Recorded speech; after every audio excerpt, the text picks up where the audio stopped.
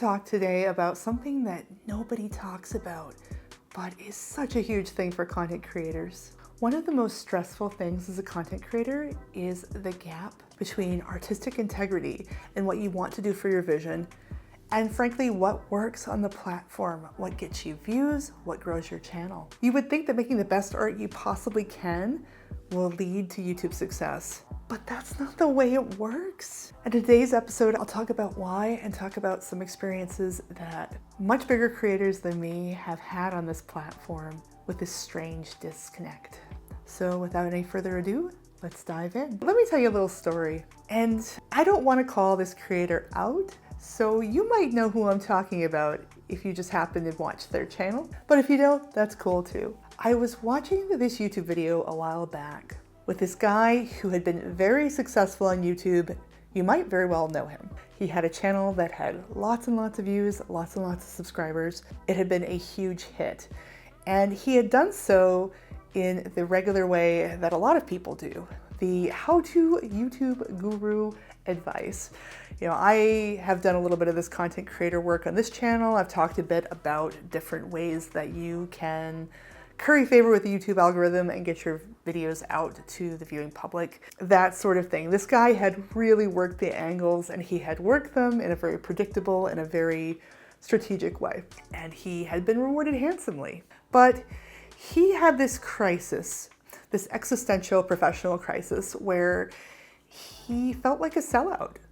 He wanted to produce work that was better, not just work that was popular, not just work that was making him money. He wanted to produce work that had artistic merit. And he thought, if I did this well, creating content and creating stuff that, you know, it was just kind of marketed well, but really wasn't that good in terms of film quality, if I could go and take my experience onto a new channel and actually do high production work with cinematography and just better videos, right? From an artistic standpoint, you know, with storylines and things like that, then it'd be more fulfilling.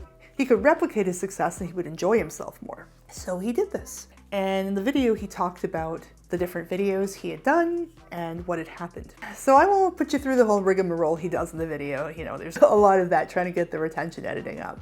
But the long and the short of it is that he worked really hard. He did amazing videos. They're beautiful. And they did a lot worse.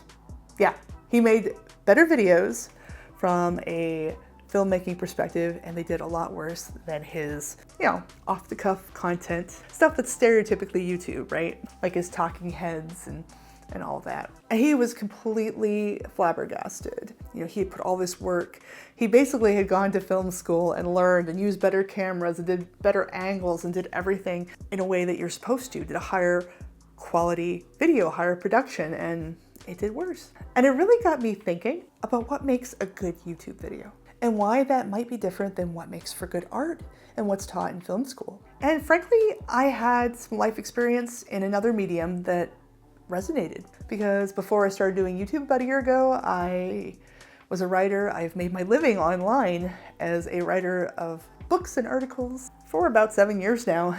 And I noticed something similar with the art and practice and business of writing, which I'll get into in a minute. So I think the first thing here that's happening is that there's a difference between good content and good art. So when it comes to content being good on YouTube and elsewhere, it's mostly about the work being engaging, clear, relatable, perhaps entertaining or educational, than it is about it being polished or highbrow. Frankly, tropes are tropes for a reason. Sometimes simplicity and those tropes are familiar in a way that's comfortable and easily consumed by the viewers. And that familiarity outperforms technical mastery. It's familiar in a good way. Another reason is that film school rules don't always apply. And that has to do with the medium itself. So when you're talking about cinematography and pacing and storytelling in a traditional film method, you have to understand that for the longest time, film as an art form was something that was seen on the big screen, and the smallest screen you might see it on is your television, but even that was a later development. You know, classically, Big screen immersion is something where you go and you've paid your money and you're there for 2 hours and you are in it to win it on the huge screen. Where with something like YouTube, it's on little tiny screens, your cell phone or your laptop, and it's competing against everything else in your life. Like you're watching something on a break, or you're looking at something on your phone while you're waiting in a doctor's office. You have limited attention spans. You have the ability to pivot to another thing as the viewer. So, as somebody who's running a channel, you're competing against literally everything else the person could be doing. Even on the phone itself, it's easy to scroll away or to go to a different video. Could you imagine? Think about this. Think about going to the movie theater, right? And you're watching a feature-length film. You're like, I don't know. The new Avengers movie is kind of boring. I'm gonna go to this other movie next door. You get up and you go to another theater. That doesn't fly. That doesn't fly. But on YouTube, it's incredibly easy. So you have a much tougher ask as far as retention and things like that.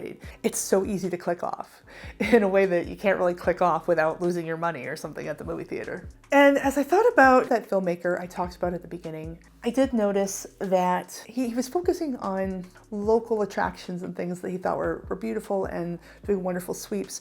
But he wasn't necessarily connecting it with the viewer, wasn't creating a story. There weren't characters. And when he had been doing his other content work, it was always viewer focused. It was always about what the viewer wanted or things that the viewer would naturally be interested in. There was more of a curiosity pull, where with his other work, there really wasn't a hook. There wasn't a reason for the viewer to relate unless they were just happened to be interested in these local landmarks he was doing, which weren't terribly popular, which is why he was doing them. There was like a gap on YouTube, but there wasn't actually the demand for the videos about them. So it was a tricky thing. And in some ways, I think kind of doing it in a highbrow way created some distance. In addition to there being no hook or a natural way for the audience to connect, it created some distance. It ended up feeling less personal because it was so polished. It was harder to consume, it was harder to multitask, all those things. And it was really interesting for this filmmaker because even his videos about the videos not connecting did much better than the videos themselves, than his artsy videos. And as I mentioned, I've been a writer for many years and I noticed something very similar.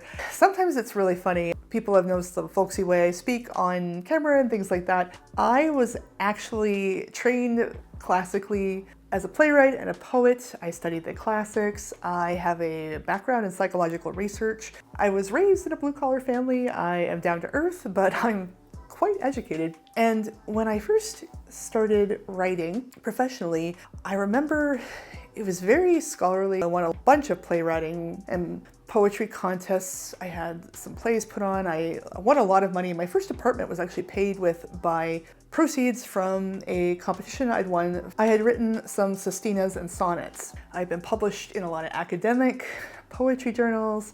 My work was very surrealist and abstruse and abstract. I wasn't making money directly off readers, but I had some academic bona fides about the whole thing. And when I started writing prose, I remember that people really liked my ideas and thought they were very interesting, but I remember one of my friends early on was like, you need to put more line breaks in because my paragraphs were too long. I was like, okay, cool. So I did that and that worked well. I noticed people read more. And then I had other people saying, well, it's a lot of work to read your essays. They're really good, but it's a lot of work. I was like, that's really strange. And about the time that I went full-time as an essayist, I had Yoast SEO plugin for WordPress I was working with a lot at the time. And that had a readability statistic, and it would kind of do like a red, yellow, green system, like how readable is your work, in addition to whether or not you're putting in the right words for SEO to rank on your articles. But I got really into the readability thing. And when I first started writing my essays online, they were like a 10th or 11th grade reading level. So something like Tolkien or Pratchett, that kind of level, Dickens. But Yoast was like red, red, red. People don't like that. People do not want to read at that level, especially online. People reading on lunch and things like that. So systematically, it taught me to lower the grade level. And this was accomplished by paring down sentence length, using more linking words. It's not C-spot run. People have the wrong idea. A lot of really good, nuanced content is able to be expressed at the 5th grade level. You're just breaking things up into smaller bites so people can skim more easily or listen more easily. And a funny thing happened when I did this, when I got my grade level down to about the 5th grade reading level in my writing. My views spiked. I started getting tons of traffic. My online presences blew up. I sold lots of books. I was able to pitch and get more freelance work for money. My career took off. And that's because I had dumbed down my work. Now, I mean, like, sometimes people get really sad when I tell them this. Like it's so sad that, you know, art can't sell it, you know, at a certain level. Okay, I get it. Yeah, and from an artist perspective, I feel that way, or I did. I used to feel that more acutely. One, I've gotten more used to it, and I've seen the beauty and the art in learning how to make ideas more digestible for people. There's actually a lot of skill and art and a lot of pride you can take in doing that, especially complex ideas or ones with nuance. And on the other hand, when I stopped being so self-focused about it, when I stopped taking the artist perspective, I can look at my everyday life as a person who is living and has to work and is busy and whose attention is torn in many, many directions. I don't necessarily want every single article to feel like War and Peace or an English assignment for school. I want to get the info. I want to get the info and the realization, and I want to get out. And I think there's nothing wrong with that. People got to work for a living. You're not the only thing in town. Like, people aren't waiting all day to spend an hour parsing through your article. That's just, they want to get it, and they want to get it now. And I think that there's no shame in that. We're all busy, and there's so many demands made on our attention.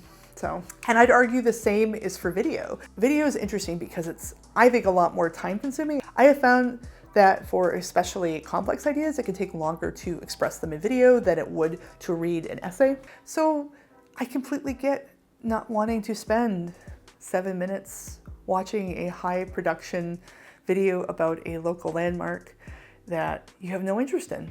I get it. I get why those videos didn't take off. And at the end of the day, I really do think that relatability beats perfection any day of the week. The work being genuinely interesting and useful and helpful and entertaining is much more important than the work being perfect or impressive to the elites. And that's why perfect videos flop on YouTube. Anyway, it's been great talking to you as always. Thanks for watching, and I'll see you in the next video.